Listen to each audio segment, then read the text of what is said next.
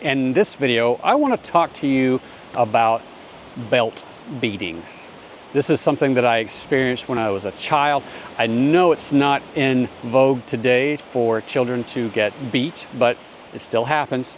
And if you're the same age as I am, good chances are you and I have experienced something very similar. You may have even been told to go out and find a switch, to find a stick that you could be used to get a whipping with. And if you have, you know how terrifying that is to go out and find a stick for someone else to beat you with. And also how traumatic it is to not want to find a big stick, but also know that if you come back with a small stick, then they're going to be even more mad. And that's the insidious part of this, right? Is that you're in the same time that you're fearing something, that you're uncertain, that you feel unsafe, you're actually trying to please somebody else so that they won't be more mad at you, so that they won't hurt you more. So I want to talk to you about that a little bit today. So when I was a child, my stepfather, his corporal punishment, his way of getting me to do what he wanted me to do was to give me a whipping. He would whip out his belt. He had a country and western belt with inlay on it and a big belt buckle, and he would give me a whipping. He would lay me down across the bed and he would just go to town.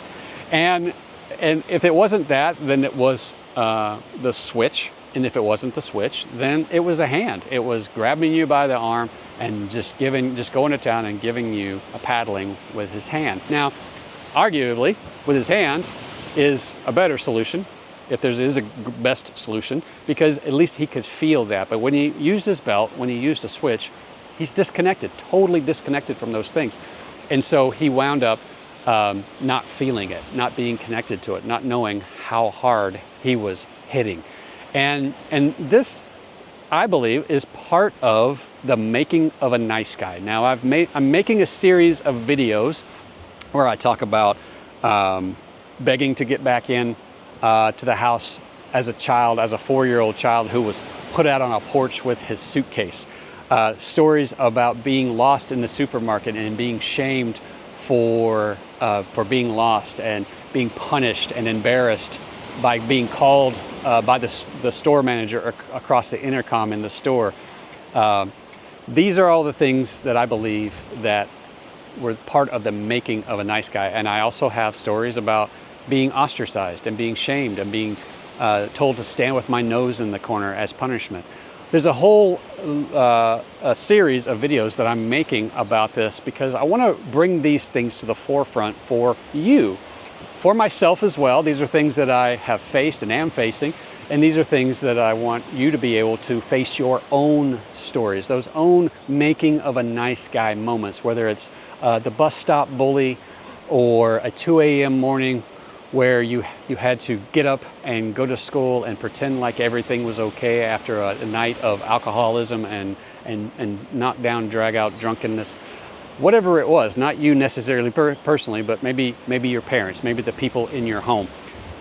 These things were the making of a nice guy. These were the things that told us that we weren't safe, that we needed to behave in a certain way, that we needed to disown ourselves, that it wasn't okay to just be us. And some men have described this as feeling fractured.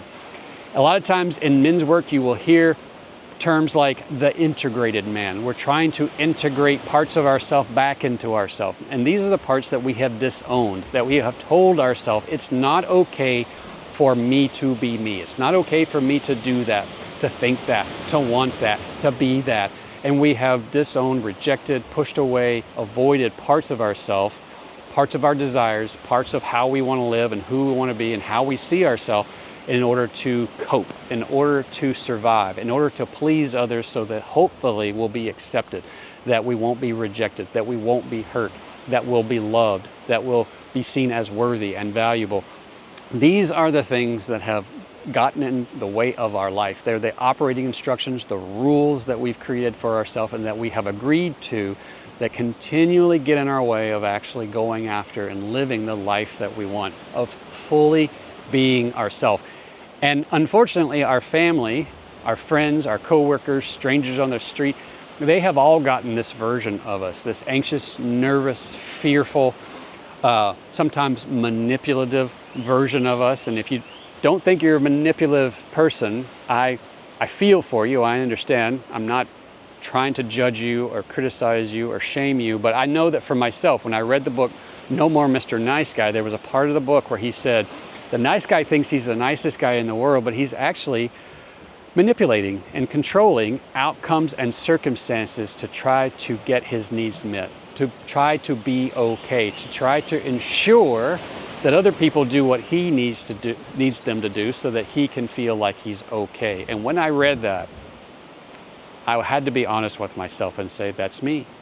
I used to think that that guy was on an after-school special and wore a wife-beater t-shirt and had a restraining order against him and was violent. But I didn't realize that it was also just trying to control people's emotions, trying to manage their feelings, not allowing them to have their feelings, trying to not really telling the whole truth about ourselves, not being honest about who we are and what we want, where we want to go and who we want to be, because we're afraid that people won't accept us, won't love us, that they'll leave us. And that's all manipulation and control. It's not violence, it's not malicious, but it is what it is. And so if these things ring true for you, if you have these types of experiences, you want to face these experiences, then I want to talk to you about that. I want to have a 1-hour phone call with you where you and I will talk. You'll tell me your story, you'll tell me what's going on, you'll tell me what you want to be different in your life. I'll listen to you deeply, and then I'll ask clarification questions. I'll ask questions so that you can get more clarity on your own thoughts and beliefs, where maybe for the first time ever you'll be able to hear yourself. Maybe the first time, maybe in a long time, be able to hear what you're saying and be able to say, well, not exactly, it's more like, and you'll be able to clarify those thoughts for yourself. You'll be able to identify maybe some of your beliefs that are getting in your way.